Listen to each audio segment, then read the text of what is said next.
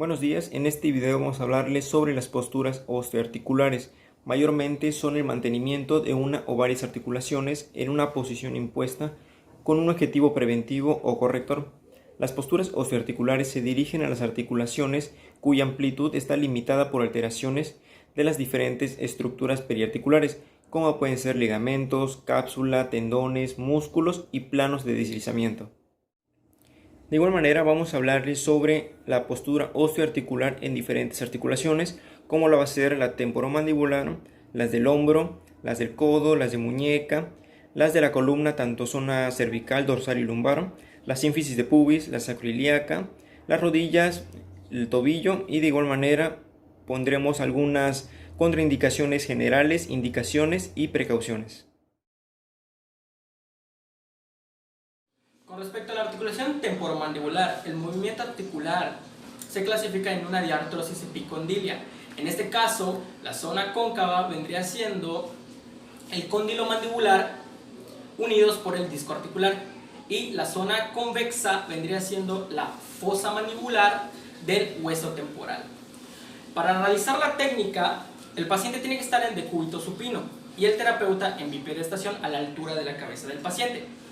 Con una mano, en este caso la palma, sujetamos el cráneo del paciente y con la otra pasaremos a abrir la mandíbula. La limitante de este movimiento vendría siendo una cavidad que contiene el disco articular. Y ahora, para hacer el cierre, del mismo modo, sujetamos el cráneo y al cerrar, la limitante vendría siendo la cápsula articular y el ligamento lateral.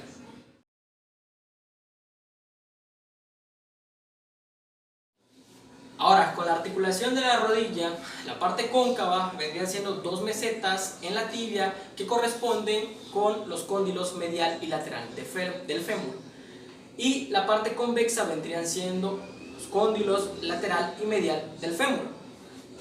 Para realizar la técnica de la flexión de rodilla, el paciente tiene que estar en decúbito supino y el terapeuta en bipedestación a la altura de la rodilla. Se pasará a realizar una flexión de cadera seguido de la flexión de la rodilla, siendo los limitantes los gastrocnemios, los isquiotibiales, el sóleo y el cuádriceps. La ejecución vendría siendo la flexión de la cadera con la rodilla y sería todo.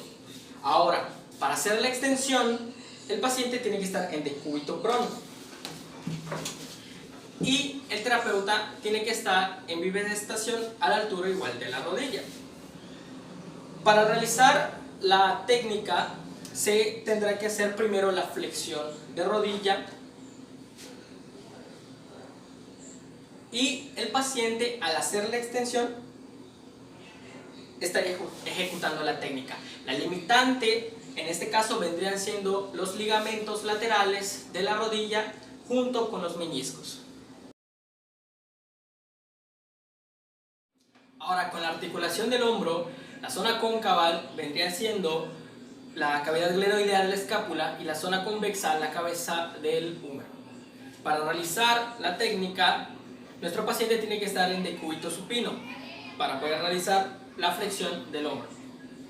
El terapeuta tiene que estar en bipedestación y se pasará a tomar del codo y de la muñeca el brazo del paciente para poder realizar dicha acción. La limitante en este caso vendría siendo una tensión en el haz troquiteriano del ligamento coracohumeral.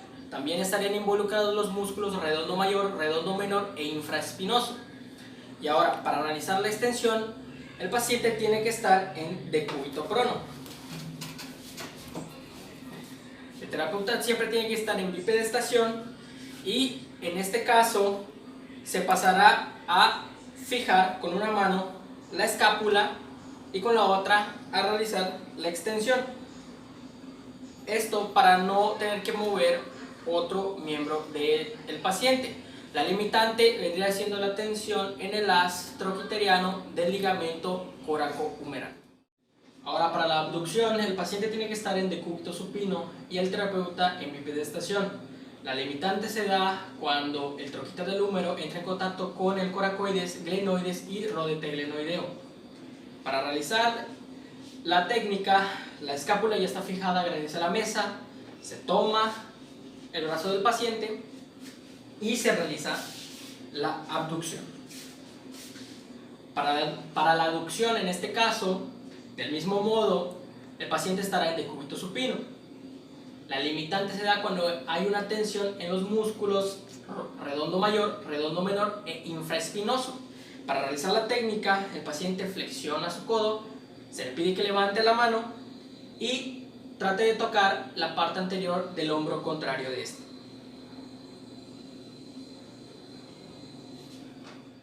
Ahora, para realizar la rotación interna, necesitaremos de una almohada para que el paciente pueda asentar el codo.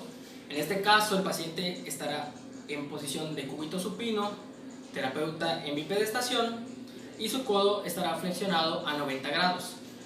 Para poder realizar la técnica, se le pedirá al paciente que lleve su mano hacia adelante. La limitante en este caso vendría siendo los ligamentos glenohumerales. Y para realizar la rotación externa se le pediría al paciente que lleve su mano hacia atrás. Aquí la limitante vendría siendo una tensión en los 3 haces del ligamento glenohumeral. Ahora, para la articulación de la cadera, la parte cóncava la da el acetábulo y la parte convexa la da la cabeza del fémur. Para realizar la flexión de la cadera, nuestro paciente tiene que estar en decúbito supino. Y el terapeuta tiene que estar en bipedestación al lado de la cadera. Para realizar la flexión, se le pide al paciente que eleve el muslo hacia el pecho. La limitante, en este caso, viene siendo una tensión que se genera sobre los isquiotibiales. Y ahora, para poder hacer la extensión de la cadera, nuestro paciente tiene que estar en decúbito prono. Aquí se le pedirá al paciente que eleve la pierna sin tener que levantar otra extremidad. La limitante en este caso viene siendo el ligamento iliofemoral y pubofemoral. Ahora, para la abducción, el paciente tiene que estar en decúbito supino y el terapeuta en bipedestación. Se le pedirá al paciente que separe el muslo de la línea media del cuerpo. Los limitantes en esta acción vienen siendo los músculos aproximadores y los ligamentos iliofemorales y pubofemorales. Ahora, para la aducción, se le pedirá al paciente que lleve el muslo hacia la línea media del cuerpo. En este caso, los limitantes vendrían siendo el fascículo ilio-pretocantero y el fascículo ilio-pretocanteriano del ligamento de Berlín. Ahora, para la rotación interna, el paciente tiene que estar en posición de sedestación. Se le pedirá que lleve su pie hacia afuera y el limitante en este caso sería el ligamento isquiofemoral. Para la rotación externa, se le pedirá al paciente que lleve su pie hacia adentro. Los limitantes en este caso serían los ligamentos ilio-pretocanterios y los ligamentos pubofemorales. Ahora, para la articulación del codo, la parte cóncava sería la cavidad sigmoidea, la cabeza del radio y la fosa olecraniana. Para la parte convexa sería la tróclea del húmero, sería el cóndilo humeral externo y el olecrano. Para realizar la flexión del codo nos apoyaremos de una almohada y lo pondremos debajo del brazo del paciente. En este caso le pediríamos al paciente que realice la flexión del codo y los limitantes en este caso serían el impacto de la cabeza radial sobre la fosa supracondilia y el coronoides sobre la fosita supratroqueal. Después pasaremos a realizar la extensión, que en este caso le pediríamos al paciente que la realice. Y los limitantes en este caso sería el impacto del piso olecraniano sobre la fosita olecraniana.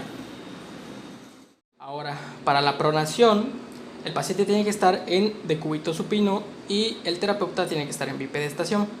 Con una mano se fijará el hombro del paciente y con la otra pasaremos a sujetar la muñeca. La mano del paciente tiene que estar en posición neutra para no haber ninguna compensación. Se pasará en este caso a pronar el codo del paciente. Y la limitante en este caso sería el ligamento radiocubital posterior. Ahora, para la supinación, del mismo modo, fijaremos el hombro del paciente, tomaremos de la muñeca y pasaremos a supinar el codo. En este caso, la limitante sería el ligamento radiocubital anterior. Ahora, para la articulación radiocarpiana, el paciente tiene que estar en posición de cúbito prono y el terapeuta en bipedestación. La parte cóncava sería la parte distal del radio y la parte convexa sería el hueso escafoide semilunar y piramidal. Para ejecutar la técnica se tomará la muñeca del paciente y se flexionará sin tener que flexionar los dedos. La limitante en este caso sería el ligamento posterior. Ahora, para hacer la extensión se le pedirá al paciente que esté en posición de cúbito supino. Del mismo modo, se tomará de la mano al paciente y en este caso se extenderá la muñeca sin tener que flexionar los dedos. La limitante en este caso sería el ligamento anterior. Ahora, para la desviación radial, el paciente tiene que estar en decúbito supino y el terapeuta a un lado de la mano del paciente.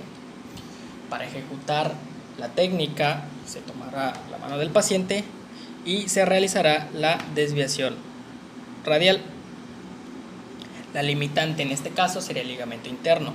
Ahora, para hacer la desviación cubital, del mismo modo se tomará la mano del paciente realizando la técnica. En este caso la limitante sería el ligamento externo y el choque del cóndilo carpiano. Para la articulación del tobillo, la parte cóncava sería el malleolo externo del peroné y el malleolo interno de la tibia. Para la parte convexa sería la tróclea del astrágalo. Para realizar la plantiflexión, el paciente tiene que estar en posición de cúbito supino. La limitación articular sería la cara superior del cuello del astrágalo y la resistencia tónica del músculo tricepsural. Para ejecutar la técnica, el paciente tratará de tocar la mesa con la planta de su pie y sus dedos. Y ahora, para realizar la dorsiflexión, el paciente estará en posición de cúbito prono, con sus pies ligeramente hacia afuera de la mesa. Para realizar la técnica, el paciente tratará de subir los dedos de su pie, tratando de tocar la mesa. La limitación articular serían los tubérculos externos del astrágalo y hay una resistencia tónica de los músculos flexores. Ahora, para realizar la inversión, la posición del paciente es estar en decúbito prono. La limitación articular sería la tensión del ligamento colateral medial y la ejecución de la técnica sería que el paciente apoye con el borde interno del pie, realizando una inversión. Ahora bien, para hacer la eversión, la posición del paciente sería del mismo modo en decúbito prono. La limitación articular sería la tensión del ligamento calcáneo-peroneo y el colateral lateral. Para ejecutar correctamente la técnica, el paciente deberá apoyar sobre el borde externo del pie, de esta manera.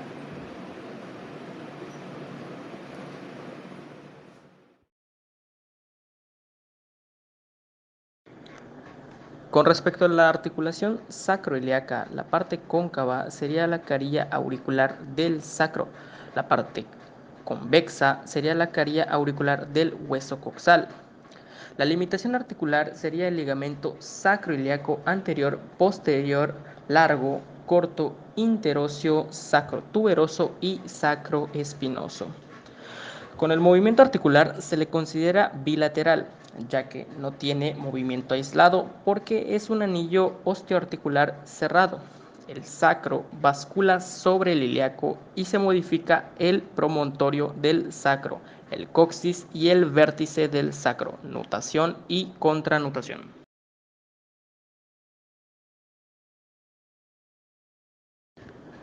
Con respecto a la articulación del sínfisis del pubis, hay una excepción, ya que por ser una articulación plana y por estar unidos articularmente mediante fibrocartílago, que están unidas por capas colágenas, no se puede saber si es cóncavo o convexo. La limitación articular es el ligamento posterior, anterior, superior e interior del pubis. El movimiento articular se considera bilateral. El movimiento que se hace es un movimiento de deslizamiento en donde los lados del hueso del pubis se pueden mover de hacia abajo o hacia arriba con respecto al otro. Trabaja en conjunto con la articulación sacroiliaca.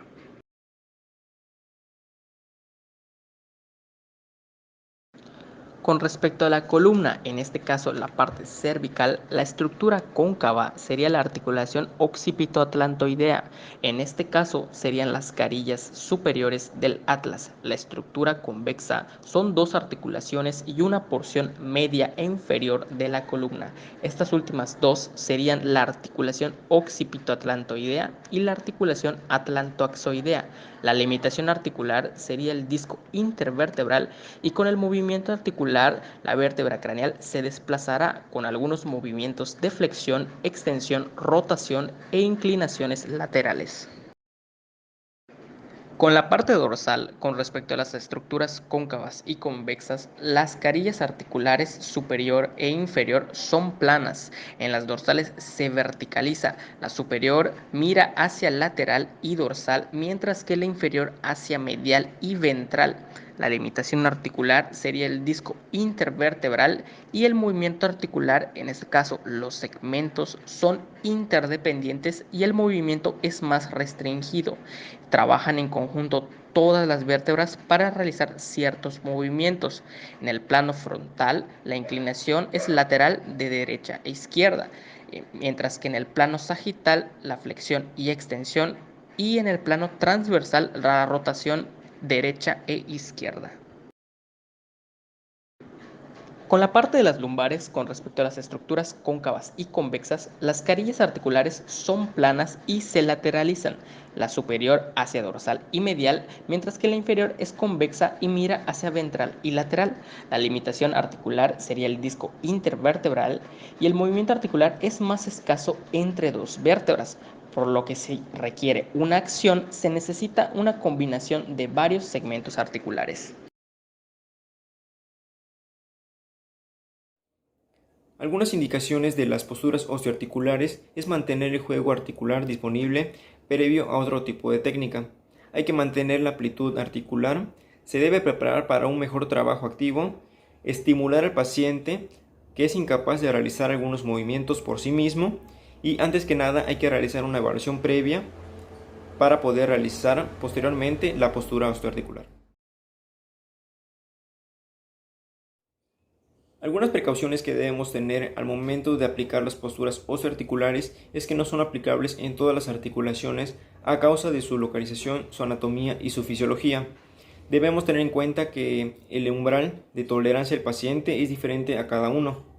De igual manera tenemos que respetar los ejes y los planos de solicitación y respetar las amplitudes fisiológicas de cada paciente. Hay que tener en cuenta que las contraindicaciones son muy importantes. De ningún modo debe someterse una articulación a esfuerzos constrictores que contradigan los ejes y planos del movimiento articular. No posturar varias articulaciones al mismo tiempo y no debe haber dolor. Algunos procesos infecciosos agudos o procesos inflamatorios no se puede aplicar estas posturas. De igual manera, si tiene alguna fractura en proceso de consolidación, algún derrame articular, osteomanías o de igual manera alguna inestabilidad o luxación articular.